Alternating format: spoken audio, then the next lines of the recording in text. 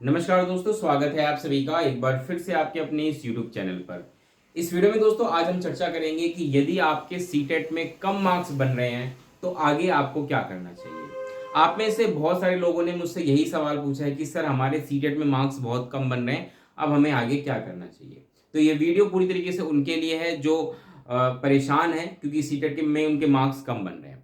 अब सवाल ये उठता है कि ये कैसे उन्होंने तय किया कि उनके मार्क्स कम बन रहे हैं। आप में से 95% 98% लोगों ने अपने आंसर्स तो मैच कर ही लिए होंगे, लेकिन ये आंसर्स आपने कहाँ से मैच किए? अभी तक ऑफिशियल आंसर की तो आई नहीं है। तो आप में से सभी लोगों ने ये जो आंसर्स हैं ये अपने यूट्यूब जो आंसर की है वहां से मैच किया होगा। यूट्यूब पर बहुत सारे जो यूट्यूबर्स हैं वो अपने अपने अकॉर्डिंग जो आंसर्स होते हैं वो आपको बता देते हैं, वही आंसर की होती है। तो आपने उनके अकॉर्डिंग जो आंसर की है वो मैच की होगी और अब आप परेशान हो रहे हैं कि मेरे मार्क्स कम बन रहे हैं, अब मुझे आगे क्या करना चाहिए। तो डिटेल में बात करेंगे, चलिए वीडियो की शुरुआत करते हैं। लेकिन उससे पहले अगर आप पहली बार मेरी वीडियो देख रहे हैं तो चैनल को सब्सक्राइब कर दीजिएगा और बेल आइकन जरूर दबा दीजिएगा, क्योंकि इस तरह की और भी अपडेट्स मैं आपको टाइम टू टाइम देता रहता हूं। चलिए वीडियो की शुरुआत करते हैं। देखिए, इस पे बात करने से पहले कि आगे आपको क्या करना चाहिए अगर आपके मार्क्स कम बन रहे हैं, मैंने आपको सोचा कि कुछ एनालिसिस करते हैं, डिटेल में चीजें समझते हैं ताकि ये कंफ्यूजन दूर हो जाए। देखिए, आप में से जितने भी लोगों ने अपने आंसर्स की मैच की है, यूट्यूब आंसर की मैं बात कर रहा हूँ क्योंकि ऑफिशियल आंसर की अभी तक नहीं आई है, ये जल्दी आ जाएगी। तो मैंने ब्रॉडली क्या किया कि 3 कैटेगरी में लोगों को बांटे हैं कि आप में से बहुत सारे लोग होंगे जिनके मार्क्स 100+ बन रहे होंगे। इसके अलावा एक कैटेगरी है जिनके मार्क्स 80 से 90 के बीच होंगे, और एक जो तीसरी कैटेगरी है वो ये है जिनके मार्क्स 70 से कम बन रहे होंगे। अब इन तीनों के मुताबिक मैं यहाँ पे चीज आपको समझाने की कोशिश करूंगा, क्योंकि ये YouTube आंसर की है तो इसके लिए हमें ये बात तो श्योर है कि भाई अगर आपके ये मार्क्स है तो ये ऐसा तो नहीं कि फाइनल मार्क्स है, ये चेंज होंगे, नो डाउट इसमें चेंज आपको देखने को मिलेगा। लेकिन ये चेंज कितना होगा ये भी हमें समझने की जरूरत है। ऑफिशियल आंसर की जब आएगी तो पिक्चर क्लियर हो जाएगा कि भाई किसके कितने मार्क्स बन रहे हैं, तब तो कोई टेंशन वाली बात नहीं है। लेकिन एक चीज समझ लीजिए कि अगर आपके 100+ मार्क्स बन रहे हैं तो आप बिल्कुल सेफ हैं, आपको टेंशन लेने की जरूरत नहीं है। क्योंकि जो आपको आंसर्स की बताई जा रही है, क्योंकि यूट्यूब पे देखिए बहुत सारे एक्सपीरियंस टीचर्स के द्वारा जो आपको बताया जाता है, मैंने भी आपको अपने जो टेलीग्राम चैनल है वहां पे आंसर की दी थी।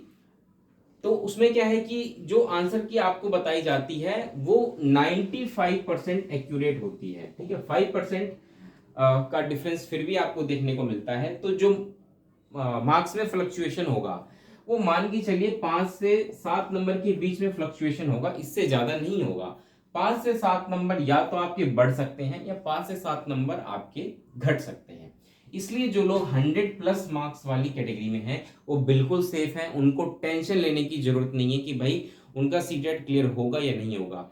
क्योंकि अभी तक ऑफिशियल आंसर की नहीं आई, लेकिन फिर भी सभी लोगों को टेंशन होती है कि जब तक ऑफिशियल पता नहीं चल जाता तब तक टेंशन रहती है। लेकिन मैं फिर भी आपको कहूंगा कि अगर आपके 100+ मार्क्स हैं तो आप सेफ हैं, आपको टेंशन लेने की जरूरत नहीं है। लेकिन जो मैं बात कर रहा हूं दूसरी कैटेगरी की, जो 80 से 90 वाले जो कैंडिडेट हैं उनको टेंशन लेने की जरूरत थोड़ी सी है, और इसलिए उनको थोड़ा सा वेट करना चाहिए ऑफिशियल आंसर की का। ठीक है, वेट क्यों करना चाहिए अभी मैं बताऊंगा आपको। देखिए, जनरल के लिए आप सभी जानते हैं कि 90 मार्क्स होना जरूरी है, बाकी जो रिजर्वेशन में आते हैं उनके लिए 82 मार्क्स होना जरूरी है। तो 80 से 90 के बीच जो लोग आ रहे हैं उनके लिए थोड़ी सी टेंशन वाली बात है, क्योंकि यहां से आपको 5 to 7 मार्क्स प्लस भी होते हुए दिख सकते हैं और माइनस होते हुए दिख सकते हैं। अगर माइनस हो जाते हैं तो आप 84 85 की कैटेगरी में आ जाएंगे, और जो जनरल वाले कैंडिडेट हैं उनके लिए टेंशन वाली बात है। लेकिन अगर कोई रिजर्वेशन में है और 90 नंबर रखा है तो फिर भी सेफ खुद को समझ सकता है, लेकिन फिर भी एक बॉर्डर लाइन पे आप रहेंगे। इसके अलावा अगर कोई मान के चलिए कि रिजर्वेशन रिजर्व कैटेगरी में है और वो 82 स्कोर कर पा रहा है अभी तक, जो अभी तक यूट्यूब पे आंसर किया उसके अकॉर्डिंग, तो उसको टेंशन लेने की जरूरत है। अगर 5 to 7 मार्क्स घट जाते हैं तो दिक्कत वाली बात है। इसलिए मैं कहूंगा कि जो 80 से 90 मार्क्स जिनके आए हैं उनको वेट करना चाहिए ऑफिशियल आंसर की का, उससे पहले कोई भी प्लान आपको नहीं बनाना चाहिए, ठीक है। जिनके मार्क्स 100+ हैं वो अपनी तैयारी शुरू कर दीजिए किसी दूसरे एग्जाम्स की, क्योंकि सीटेट तो क्या है, सीटेट तो बस एक आपको रास्ता दे देता है कि हाँ भाई आपके लिए अब रास्ता खुल चुका है, अब आप किसी भी टीचिंग एग्जाम की तैयारी कर सकते हैं। तो जिनके मार्क्स 100 प्लस हैं उनका तो सीटेट क्लियर हो जाएगा, उसमें कोई दिक्कत वाली बात नहीं है। तो ऐसे लोगों को ये सजेशन रहेगा कि भाई आप किसी गवर्नमेंट एग्जाम की तैयारी शुरू कर दीजिए, क्योंकि अभी बहुत सारे एग्जाम्स आने वाले हैं, जैसे DSSS हो गया, मोस्ट अवेटेड है। TRT की वैकेंसीज आपको जल्दी देखने को मिलेगी। KVS और जो NVS है, NVS में TGT PGT की पोस्ट होती है, तो इसमें आपको इनमें वैकेंसीज देखने को मिलेंगी। आप तैयारी अभी से शुरू कर सकते हैं, कोई दिक्कत वाली बात नहीं है। जिनके मार्क्स 80 से 90 के बीच हैं उनको थोड़ा सा वेट करना चाहिए ऑफिशियल आंसर की का, क्योंकि कुछ भी हो सकता है, आपके मार्क्स घट भी सकते हैं और बढ़ भी सकते हैं। अब मैं बात कर रहा हूँ तीसरी कैटेगरी की, जिनके मार्क्स 70 से कम है। तो देखिए मैं आपको क्लियर बता दूं, अगर आपके मार्क्स 70 से कम आ रहे हैं ना, तो 70 से आप 90 जाने के लिए मतलब आपको कितने मार्क्स चाहिए? 20 प्लस मार्क्स चाहिए। और 20 प्लस मार्क्स लेना बहुत ही, आप कह लीजिए कि कुछ मिरेकल हो जाए, चमत्कार हो जाए, तभी हो सकता है, अदरवाइज नहीं हो सकता। ठीक है, तो 70 से अगर आपके कम मार्क्स हैं तो आप definitely no doubt next CTET की तैयारी शुरू कर दीजिए। यहां मैं आपको डीमोटिवेट नहीं कर रहा हूं, मैं आपको जो क्लियर पिक्चर होती है ना वो दिखाने की कोशिश कर रहा हूं कि आप किसी तरह के भ्रम में मत रहिए, आप अपने आप को डीमोटिवेट मत करिए। क्योंकि देखिए 70 से कम मार्क्स आ रहे हैं तो कोई बात नहीं, ठीक है, लेकिन आपको प्रयास करना है, प्रयास नहीं छोड़ना है। ठीक है, आप नेक्स्ट टाइम और बेटर करेंगे।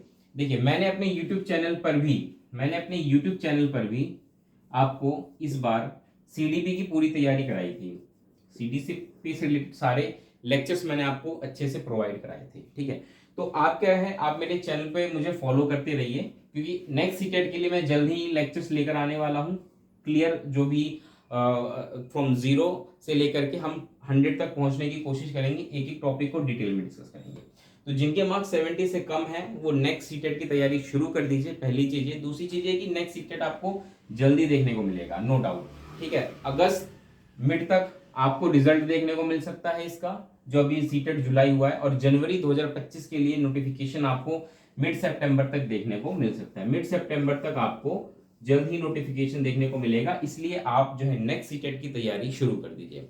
तो ऐसे बच्चे जो मुझसे बार बार पूछ रहे थे कि सर हमारे मार्क्स कम बन रहे हैं, उनको क्या करना चाहिए, तो मैंने 3 कैटेगरी में आपको बांट के चीजें समझा दी हैं। जिनके 100 प्लस मार्क्स हैं, नो डाउट नेक्स्ट गवर्नमेंट किसी टीचिंग एग्जाम की तैयारी शुरू करिए। 80 से 90 मार्क्स वालों को मैंने कहा वेट करिए ऑफिशियल आंसर की आने का, क्योंकि आप बिल्कुल बॉर्डर लाइन पर हैं, कुछ भी हो सकता है, आपके 5 6 7 मार्क्स घट सकते हैं, बढ़ सकते हैं, कोई इसमें डाउट नहीं है। लेकिन जिनके मार्क्स 70 से कम आ रहे हैं उनको मेरा क्लियर सजेशन रहेगा कि आप नेक्स्ट सीटेट की तैयारी शुरू कर दीजिए, क्योंकि टाइम वेस्ट करना सबसे गुनाह कह लीजिए आप अभी, क्योंकि आप अपने करियर में हैं, आप अपना करियर बना रहे हैं, तो इस सिचुएशन, इस दौरान आप अगर अपना टाइम वेस्ट करते हैं तो वो गुनाह माना जाता है। ठीक है, गुनाह इसलिए माना जाता है क्योंकि टाइम जो होता है ना, देखिए टाइम की सबसे ज्यादा वैल्यू होती है और किसी चीज की वैल्यू नहीं होती। Time is everything. टाइम को आप कैसे यूटिलाइज कर रहे हैं, कहाँ दे रहे हैं, बहुत मैटर करता है। इसलिए 1 महीना आप रिजल्ट के इंतजार में बैठे रहें, अपना 1 महीना वेस्ट करें, उससे बेटर है कि आप नेक्स्ट सीटेट की तैयारी शुरू कर दीजिए। और नेक्स्ट सीटेट में क्या है कि आपको 100% अपना एग्जाम क्लियर करना है सीटेट का। ठीक है, तो डेफिनेटली होगा।